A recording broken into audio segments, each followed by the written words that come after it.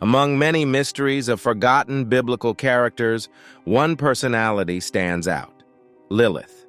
Was she the first woman predating Eve? Who was she, and how does she matter now? Let's dive into the video and get into Lilith's tale. The book of Genesis tells us about the creation of man in two different stories. In the first story, a woman is created just like a man, in an equal way. This is mentioned in Genesis chapter 1, verse 27. So God created mankind in his own image. In the image of God, he created them. Male and female, he created them. Both man and woman are created simultaneously and in the same way, reflecting God's image. The second story in Genesis, found in chapter 2, verses 18 and 23, takes a different turn. It talks about God realizing that it's not good for man to be alone. God decides to create a helper for man. Despite creating various animals and birds, none were a suitable companion. So God makes a significant move. As mentioned in the Bible, the Lord God caused the man to fall into a deep sleep and took one of the man's ribs and then closed up the place with flesh. From this rib, God creates the woman from the rib he took from the man, uniquely establishing a connection between man and woman.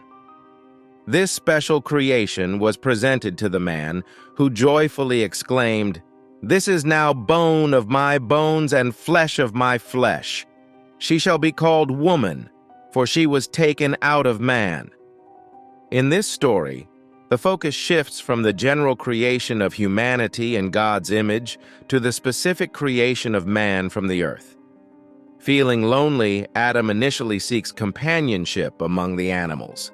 However, finding no suitable companion, God intervenes and creates a woman as Adam's ultimate source of solace.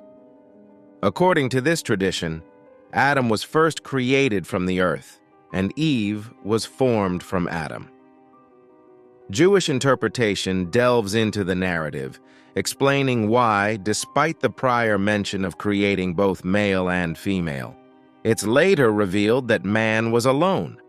The woman, created from his side, was intended to be a helper against him. The book of Isaiah, in chapter 34, verse 14, briefly mentions Lilith in the context of desert creatures. It describes Lilith as a winged figure nesting in a tree. This raises questions about her role in the heavenly armies and divine figures. The Hebrew Lilith's name evolves across ancient civilizations, from Babylonian and Assyrian Balata to Sumerian Liliana, Akkadian art at Lilith, and Greek Lamia. These variations in mythology signify Lilith's presence and significance in diverse cultures. In various legends, Lilith is depicted as the wife of the devil Samuel, also known as Ashmedai, the father of demons. The text introduces 4 demon women, including Lilith and Miami, showing her prominent role in these mythical narratives. In certain cultures like Assyrian, Babylonian, and Jewish, Lilith is feared as a figure causing harm to infants and stealing men's sperm. She is seen as a malevolent force, and the fear associated with her involves suffocating babies and tempting men away from their families. In Jewish mythology, Lilith is recognized as a demon with a reputation for harming children. She's portrayed as a seductress, luring men away from their wives and leading them into sinful paths. This aspect of Lilith adds a layer of complexity to her character, making her a cautionary figure in certain traditions. Across various cultures, Lilith's image is diverse. While some view her as an evil force to be avoided, others see her as a powerful feminine archetype. In certain beliefs, she can be invoked for protection or guidance, emphasizing the dual nature of her character. The tale of Lilith has ancient origins, tracing back to Sumer around 2400 BC.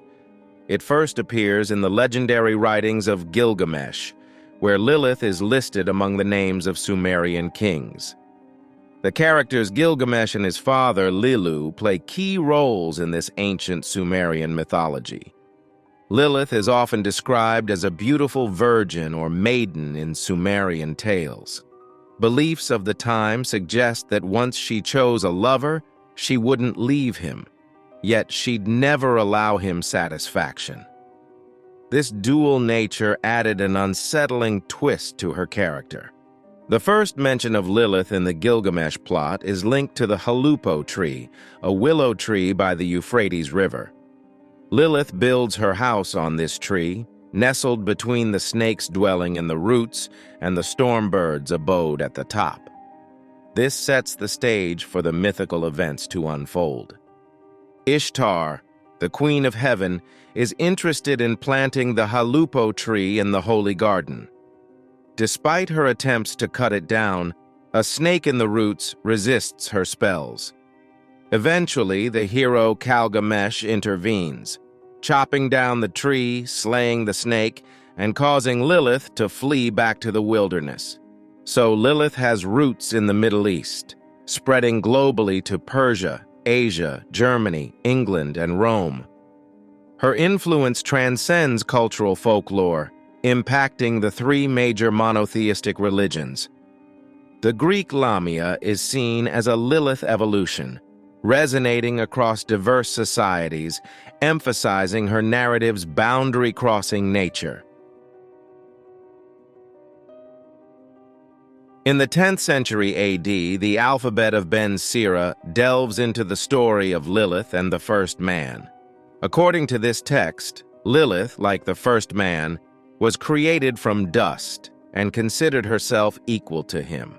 Her desire for equality in their intimate life was denied, so she fled from her husband, initiating a unique narrative. As Lilith fled, three angels, Snowy, Senoi, and Smang Laugh, were sent to bring her back to her husband. However, they found her in the Red Sea region, engaged with demons and giving birth to numerous demon offspring daily. Despite their efforts, Lilith resisted, claiming that the great demon Samuel had already taken hold of her. She refused to reunite with Adam, her initial husband. The angels couldn't reunite Lilith with Adam, but they convinced her not to harm his descendants from Eve. This marked a shift in Lilith's story, setting boundaries. Her journey spans Judaism, impacting Christianity and Islam. In Islamic myth, she's Iblis's wife, creating demons and jinn. Lilith shapes views on sexual boundaries in both faiths. So what do you think of the forgotten Bible character? Comment below and subscribe for more.